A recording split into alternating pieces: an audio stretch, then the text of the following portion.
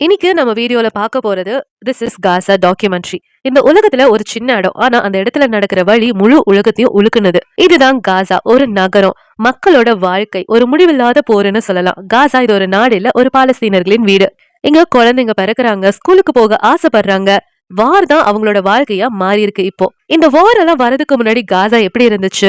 காசால இருக்கிற ஆட்கள் எல்லாம் மீனவர்கள் எல்லாம் கடலுக்கு போவாங்க. சந்தைகள்ல மக்கள் சிரிச்சு பேசிட்டு இருந்தாங்க, பண்டிகைகளை கொண்டாடிட்டு இருந்தாங்க. இங்க மக்கள் ஏழைங்க தான், ஆனா ஒற்றுமை அதிகமா இருந்தது. ஒரு பாலஸ்தீனர் சொல்றாரு, எங்களுக்கு பணம் இல்ல ஆனா நம்பிக்கை இருக்குன்னு. குழந்தைங்க தெருவுல விளையாடிட்டு இருந்தாங்க, அங்க சமைச்சிட்டு இருந்தாங்க, அப்பாக்கு வேலைக்கு போயிட்டு வந்தாங்க. ஆனா இந்த அமைதி நீண்ட காலத்துக்கு இல்ல.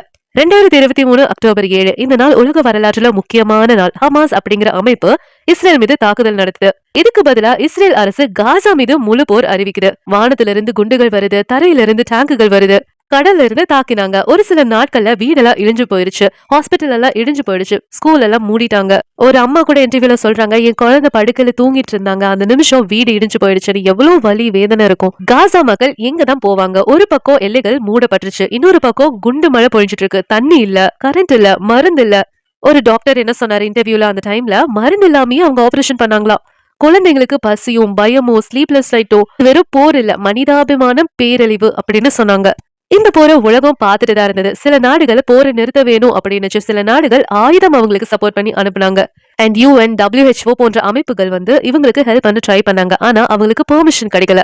2024ல இருந்து 2025ல ஆயிரக்கணக்கான குழந்தைகள் இறந்து போனாங்க.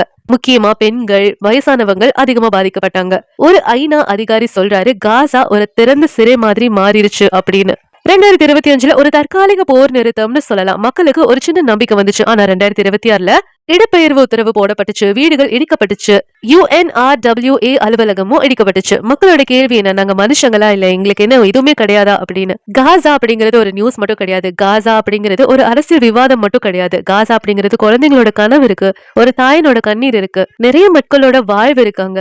ஒரு நாள் இந்த போர் முடியும், ஆனா இந்த வழி நீண்ட காலம் மனசுல இருந்துட்டே தான் இருக்கும். போர் எல்லாரையும் பாதிக்கும், ஆனா அரசியல் தெரியாத குழந்தைகளும் பெண்களும் தான் அதிகமா பாதிக்கப்பட்டாங்க. அவங்களுக்கு தெரிஞ்ச ஒன்னே ஒண்ணு வலி, பயம், பசி. காசால பிறந்த ஒரு குழந்தை அவங்க பிறந்ததுல இருந்து குண்டு சத்தம், இருட்டு, பயம் மட்டும் தான் கேட்டுட்டு இருக்காங்க. ஆயிரக்கணக்கான குழந்தைகள் இறந்து போனாங்க. பல குழந்தைகள் அவங்க தாயும் தந்தையும் இழந்துட்டு நின்றாங்க. ஒரு சின்ன பையன் இன்டர்வியூ கொடுக்குறேன், நான் பெரியவன் ஆகணும்னு ஆசைப்படுறேன், அது வரைக்கும் நான் உயிரோட இருப்பேனா தெரியல அப்படின்னு. ஸ்கூல்ல எல்லாரும் படிக்கதான் போவாங்க, ஆனா காசா மக்கள் தஞ்சம் அடைறதுக்கு போனாங்க. ஏன்னா அங்கேயும் குண்டு போட்டாங்க. உயிர் காக்குற இடம்னு சொல்ற ஹாஸ்பிட்டல் கூட சேஃபா இல்ல. அங்கேயும் கரண்ட் இல்ல, ஆக்சிஜன் இல்ல, மருந்து இல்ல. இந்த உலகம் என்ன பண்ணுச்சு? ஃபர்ஸ்டா வீடியோ பார்த்துச்சு, நியூஸ் பார்த்துச்சு, அடுத்த நிமிஷமே மறந்து போயிடுச்சு. ஆனா காசா மக்கள் அங்கேதான் வாழ்ந்துட்டு இருக்காங்க. இந்த உலகம் காசாவை எப்படி பார்த்தது? சில சேனல்ல இது பாதுகாப்பான போர் அப்படின்னு சொன்னாங்க. சில சேனல்கள் இது மனிதாபிமான பேரழிவு அப்படின்னு சொன்னாங்க. அதனாலே காசா மக்கள் என்ன பண்ணாங்க? உண்மையான பத்திரிகையாளராகவே மாற ஆரம்பிச்சுட்டாங்க. அப்போ ஒரு பையன் வீடியோ அப்லோட் பண்றான், நான் இந்த வீடியோ போட்டுட்டு இருக்கேன் இன்னைக்கு, நாளைக்கு ஒருவேளை இந்த சேனல்ல இந்த வீடியோ வரல அப்படின்னா நான் இறந்துட்டேன்னு அர்த்தம். ஏன்னா பல பத்திரிகையாளர்களுக்கு உள்ள வர அனுமதியே கிடையாது. பல உண்மைகள் வெளியே வரல. ஒரு பொண்ணு இன்டர்வியூல சொல்றான், நாங்க போடுற சத்தம் உங்களுக்கு கேட்கலையா அப்படின்னு சொல்லி எல்லாத்தையும் பார்த்து கேக்குறாங்க. இவ்ளோ வலிக்கு பிறகும் ஒரு கேள்விதான் இருக்கு, காசா நாளைக்கு இருக்குமா அப்படின்னு. இந்த போர் நடுவிலும் வாழ்ந்துட்டு இருக்காங்க.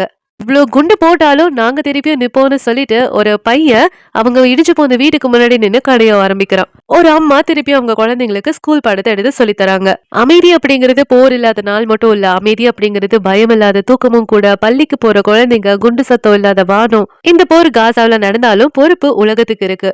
எல்லாரும் காசா இடம் நினைச்சிட்டு இருக்காங்க, அது ஒரு இடமும் இல்ல, ஒரு அரசியல் இல்ல. காசா அப்படிங்கிறது மனிதர்கள் அப்படிங்கறது யாரும் மறக்க வேணாம். சோ நெக்ஸ்ட் என்ன நடக்க போகுதுன்னு யாருக்கும் தெரியாது. இந்த வீடியோ பிடிச்சிருந்தா லைக் பண்ணுங்க, ஷேர் பண்ணுங்க, சப்ஸ்கிரைப் பண்ண மறந்துடுங்க.